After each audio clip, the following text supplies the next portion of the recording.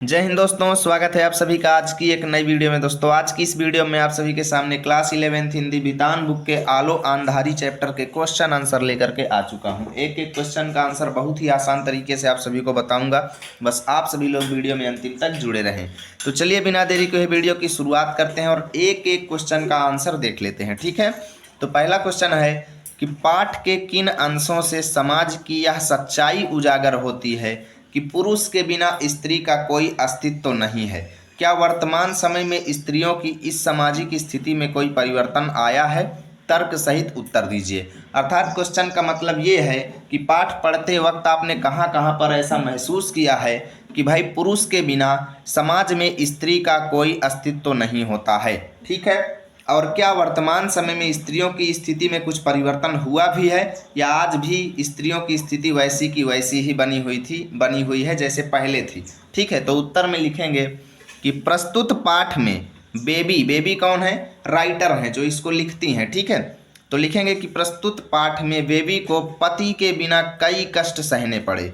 लोग उन्हें ताने मारते, बुरी नज़र से देखते, परंतु फिर भी वह अकेले मेहनत करके घर चलाती थी। ठीक है, इससे पता चलता है कि समाज में पुरुष के बिना स्त्रियों का कोई अस्तित्व नहीं है। आगे लिखेंगे, लेकिन वर्तमान समय में स्त्रियां शिक्षित और आत्मनिर्भर हैं। ठीक है, उन्हें समान अधिकार मिले हैं जिससे वे अकेले भी सम्मान से जीवन जी सकती हैं। ठीक है, इतना हम लोग लिखेंगे इस क्वेश्चन का आंसर। स्क्रीनशॉट आप लोग ले सकते हैं। दूसरा क्वेश्चन है कि अपने परिवार से तातुस के घर तक के सफ़र में बेबी के सामने रिश्तों की कौन सी सच्चाई उजागर होती है। अर्थात अपने परिवार को छोड़ करके तातुस के घर तक पहुंचने में उन्होंने क्या क्या महसूस किया। ठीक है, तो हम लिखेंगे कि अपने परिवार से तातुस के घर तक के सफ़र में बेबी को पता चला कि मुश्किल समय में अपने कोई भी रिश्ते नाते काम नहीं आते, क्योंकि जब बेबी का घर तोड़ दिया गया था तब उनके भाई तक भी उसकी खबर लेने नहीं आए, जबकि पास में ही रहते थे, लेकिन फिर भी खबर लेने नहीं आए। तातुस के घर पहुंचकर उसे यह एहसास हुआ कि मुश्किल समय में अजनबी व्यक्ति ही सहारा बनते हैं, ना कि पारिवारिक लोग। इतना लिखेंगे। तीसरा क्वेश्चन है हमारे सामने कि इस पाठ से घरों में काम करने वालों के जीवन की जटिलताओं का पता चलता है। यानी जब इस पाठ को हम पढ़ते हैं तो हमें पता चलता है कि घर में जो नौकर लोग काम करते हैं वो कितना कठिन जीवन जीते हैं। ठीक है, घरेलू नौकरों को और किन समस्याओं का सामना करना पड़ता है इस पर भी विचार करिए। यानी घर में काम करने वाले नौकर किन किन कष्टों को सहते हैं ये भी आप बताइए। तो हम लिखेंगे कि आलो आंधारी पाठ से यह स्पष्ट होता है कि घरों में काम करने वालों का जीवन बहुत कठिन और संघर्ष भरा होता है। इसके अतिरिक्त घरेलू नौकरों को सम्मान की कमी भी होती है, उनको वेतन भी कम मिलता है, लंबे समय तक काम और शोषण जैसी समस्याओं का भी सामना करना पड़ता है। इतना हम लोग लिखेंगे। चौथा क्वेश्चन है कि आलो आंधारी रचना जो है वो बेबी की व्यक्तिगत समस्याओं के साथ साथ कई सामाजिक मुद्दों को समेटे हुए है। यानी आलो आंधारी रचना जो है वो बेबी की पर्सनल लाइफ के बारे में तो बताती ही है, साथ ही साथ कई सामाजिक मुद्दों को भी लेकर के इसमें मतलब सामाजिक मुद्दों के बारे में भी बताती है। तो यहाँ पे लिखा है कि किन्हीं दो मुख्य समस्याओं पर अपने विचार आप प्रकट कीजिए जिनका इस चैप्टर में वर्णन किया गया है। तो हम लिखेंगे कि आलो आंधारी रचना बेबी की व्यक्तिगत समस्याओं के साथ साथ कई सामाजिक मुद्दों को समेटे हुए है, जिनमें दो समस्याएं इस प्रकार हैं। पहला नंबर गरीबी और श्रमिकों का शोषण। इसमें हम लिखेंगे कि गरीबी के कारण उन्हें घरों में नौकरानी का काम करना पड़ा, वहाँ भी उन्हें सम्मान नहीं मिला। यह श्रमिक वर्ग के साथ होने वाले भेदभाव को उजागर करता है। ठीक है, कि गरीबों और श्रमिकों का शोषण कैसे किया जाता है हमारे समाज में। दूसरा नंबर सामाजिक दुर्व्यवहार। इसमें लिखेंगे कि पति के ना होने पर समाज में एक स्त्री की क्या दुर्दशा होती है, इस रचना में बहुत अच्छे तरीके से बताया गया है। इतना हम लोग इस क्वेश्चन का आंसर लिखेंगे। चलिए भाई देखते हैं पांचवा क्वेश्चन कि तुम दूसरी आशापूर्णा देवी बन सकती हो। जेठू का यह कथन रचना संसार के किस सत्य को उद्घाटित करता है। यानी जेठू ने किसके लिए बोला? ये शब्द बेबी के लिए बोला कि इसी तरीके से प्रैक्टिस करती रहोगी, रचनाएं लिखती रहोगी तो तुम दूसरी आशापूर्णा देवी बन सकती हो। आशापूर्णा देवी भी एक प्रसिद्ध मतलब लेखिका थी, वो भी बहुत अच्छी अच्छी रचनाएं लिखती थी, ठीक है ना, खासकर बांग्ला साहित्य में। तो हम लोग लिखेंगे कि तुम दूसरी आशापूर्णा देवी बन सकती हो। जेठू का यह कथन दर्शाता है कि यदि किसी में प्रतिभा हो और वह कठिन परिस्थितियों में भी मेहनत और दृढ़ इच्छा शक्ति से काम करे तो वह सफलता प्राप्त कर सकता है।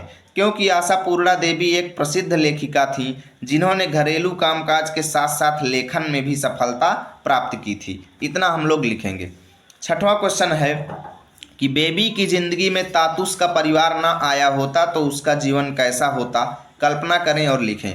अगर तातुस का परिवार बेबी के जीवन में नहीं आता तो उसकी ज़िंदगी और भी दुख भरी और अकेली हो जाती। उसे शिक्षा और प्रोत्साहन नहीं मिलता जिससे वह अपने सपनों को पहचान नहीं पाती।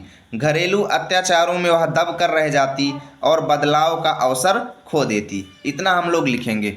चलिए भाई देखते हैं सातवां क्वेश्चन। सातवां क्वेश्चन है कि सवेरे कोई पेशाब के लिए उसमें घुसता तो दूसरा उसमें घुसने के लिए बाहर खड़ा रहता। ठीक है, टट्टी के लिए बाहर जाना पड़ता था लेकिन वहाँ भी चैन से कोई टट्टी नहीं कर सकता था क्योंकि सुअर पीछे से आकर तंग करना शुरू कर देते। लड़के लड़कियाँ बड़े बूढ़े सभी हाथ में पानी की बोतल लिए टट्टी के लिए बाहर जाते। अब वे वहाँ बोतल संभालें या सुअर भगाएं, मुझे तो यह देख सुन करके बहुत खराब लगता। ये बात कौन बोलती हैं? तो लेखिका जी बोलती हैं कि भाई ये सब देख करके मुझे बहुत खराब लगता था। तो जनरली ये क्वेश्चन कहता क्या है? अब आगे यहाँ पे क्वेश्चन बोल रहा है कि अनुवाद के नाम पर मात्र अंग्रेजी से होने वाले अनुवादों के बीच भारतीय भाषाओं में रची बसी हिंदी का यह एक अनुकरणीय नमूना है। अनुकरणीय नमूना मतलब बेहतरीन उदाहरण है। किसका उदाहरण है? रची बसी हिंदी का यह एक बेहतरीन उदाहरण है, अर्थात देसी भाषाओं से बनाई गई हिंदी में लिखा गया ये जो गद्यांश है ये बहुत ही बेस्ट नमूना है, उदाहरण है। किसके बीच? अंग्रेजी से होने वाले अनुवादों के बीच। अर्थात हमारे हिंदी साहित्य में बहुत सारी रचनाएं ऐसी हैं जिनका ट्रांसलेशन सीधा इंग्लिश से हिंदी में किया गया है। तो यहाँ पे लिखा गया है कि उन रचनाओं के बीच में, उन अनुवाद की गई रचनाओं के बीच में ये जो गद्यांश दिया गया है ये रची बसी हिंदी अर्थात बहुत ही सरल और देसी हिंदी में लिखा गया एक बेहतरीन उदाहरण है। ठीक है, तो उपर्युक्त पंक्तियों को ध्यान में रखते हुए बताइए कि इस कथन से आप कहाँ तक सहमत हैं। अर्थात क्या आप भी मानते हैं कि हाँ भाई ये देसी लैंग्वेज में लिखा गया बढ़िया गद्यांश है, या फिर आपकी कोई दूसरी राय है? तो हम लिखेंगे कि उपर्युक्त पंक्तियों को लिखने में जिस हिंदी का प्रयोग हुआ है वह बिल्कुल ज़मीनी अर्थात देहाती स्तर की है। ठीक है, और असरदार है, जो सीधे अंग्रेजी से अनुवादित नहीं लगती, अर्थात इसको सीधा इंग्लिश से हिंदी में ट्रांसलेट नहीं किया गया है बल्कि ये रची बसी हिंदी अर्थात देसी हिंदी से लिखा गया है। ठीक है, ऐसे शब्दों से पाठक को समस्या की गहराई महसूस होती है, इसलिए मैं इस कथन से पूरी तरह सहमत हूँ कि यह हिंदी अनुवादों से बेहतर और प्रभावशाली है।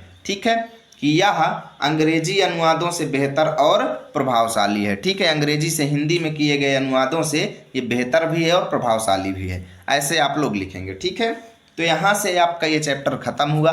उम्मीद करता हूँ वीडियो अच्छी लगी होगी। प्लीज़ वीडियो को लाइक कीजिए, दोस्तों के पास शेयर कीजिए। मिलेंगे आप सभी के साथ अगली वीडियो में, तब तक के लिए जय हिंद जय भारत।